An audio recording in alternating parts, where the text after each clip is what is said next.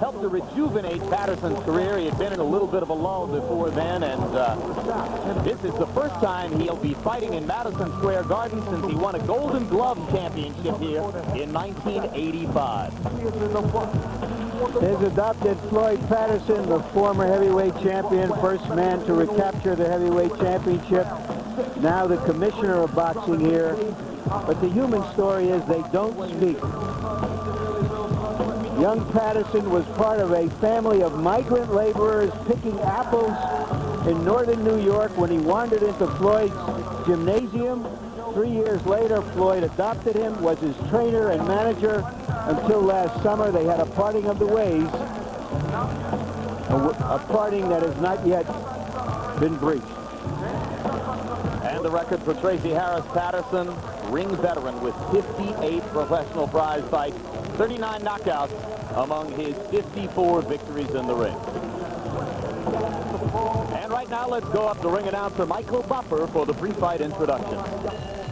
Ladies and gentlemen, Top Rank Incorporated, along with our undisputed, undefeated king of beers, Budweiser, this bug for you, presents the return to the Mecca of boxing as the Friday night fight returned to the most famous address in the most famous city in the world, Madison Square Garden, New York City, New York.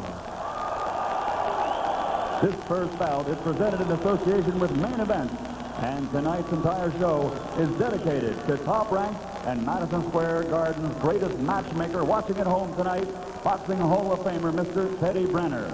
This bout, as all bouts, are sanctioned by the New York State Athletic Commission Chairman, former two-time world heavyweight champion of the world, Floyd Patterson, and the International Boxing Federation President, Robert W. Lee. Supervisor at ringside, Marion Mohammed. The three judges scoring this bout on a 10-point plus system will be Leroy Brown, Melvina Latham, and Steve Weisfeld. And when the bell rings, the man in charge of the action, referee Wayne Kelly. And now, ladies and gentlemen, from Madison Square Garden of New York City, 12 rounds of boxing for the Junior Lightweight Championship of the World. Introducing first, fighting out of the blue corner, wearing white, trimmed with blue, and weighing in at 130 pounds. Fighting out of Jersey City, New Jersey, he brings an outstanding record of 23 victories with only one defeat, and 20 of those 23 victories are by KO. Ladies and gentlemen, here is the IBF #1 ranked junior lightweight in the world, Arturo Thunder Petty.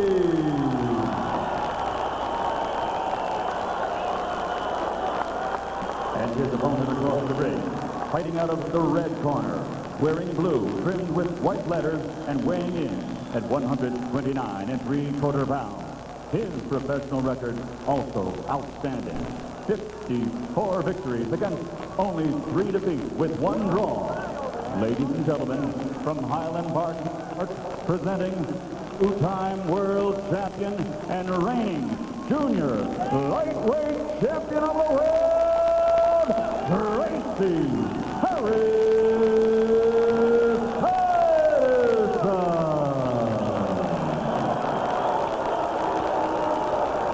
All right, Tracy, Arturo, we're boxing for the IBF Junior Lightweight Championship of the World. I expect a clean fight. Obey my commands at all times. Protect yourself at all times. Shake hands, come out boxing at the bell. Good luck, 12 rounds. Jim, the building has done its part. The fans have done their part. It's up to the fighters now. Let's go, seconds out. I told you about how fast a starter Gappy is. He has a damaging left hook. He will come out and try to land it early. Patterson will look for Gatti to make a mistake and try to counter. He's particularly effective with the right hand.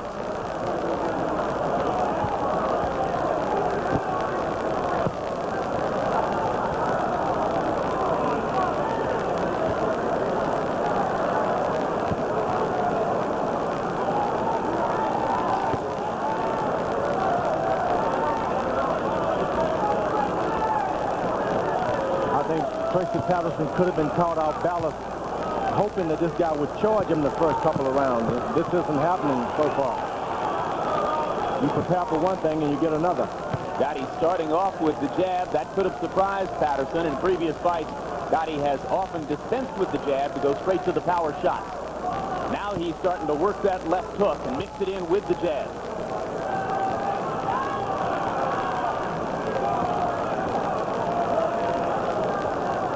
The scariest thing to happen in the ring is to be caught by the unexpected.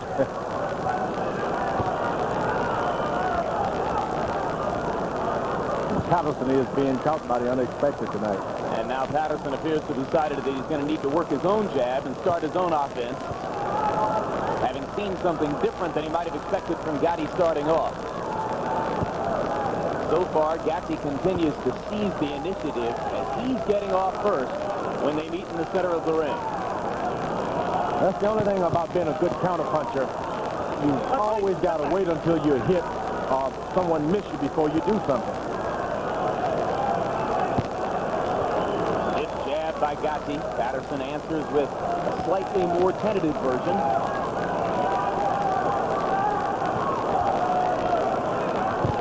2 minutes into round one, and Arturo Gatti, with a reputation in the background of a slugger, has been content to box so far, and effectively so.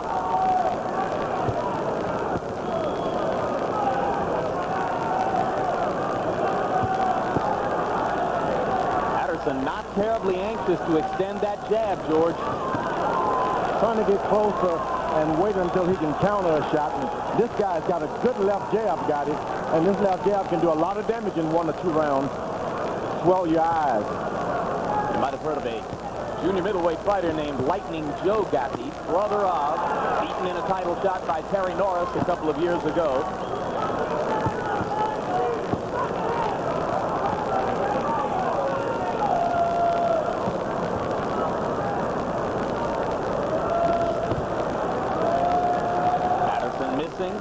Gatti landing in close.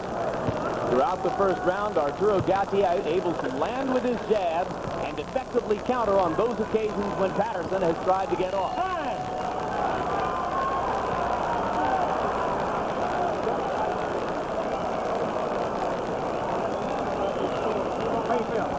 Looking very good. All I need you to do, don't worry about leading. You take that jab on your hand. Don't bend down before he jabs, okay? A little bit of because you don't see what you're doing, okay? And throw me higher his shoulder, remember. Okay, you're doing good. Keep working that jab. You know, some of the hand high and throw me combination. Finish with the punch. You're fine. Right? You're a boss out there. Hands up, move your head. Always move in a little bit. You move your head. Move it in. Don't move it back out. Right? Okay. We were told that Gotti was trilingual, raised in an Italian household. He speaks fluent Italian, raised in Montreal, speaks fluent French, also speaks fluent American, but we've seen here tonight that he speaks fluent boxing as well.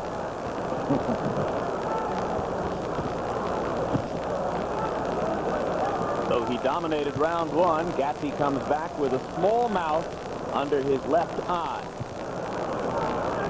He's been throwing a relatively low number of jabs, fewer than 20 per round in previous bouts coming in. He threw 40 jabs in round one. So as George Foreman accurately pointed out, Arturo Gatti changing up on Tracy Harris Patterson and thus taking the advantage early in the fight.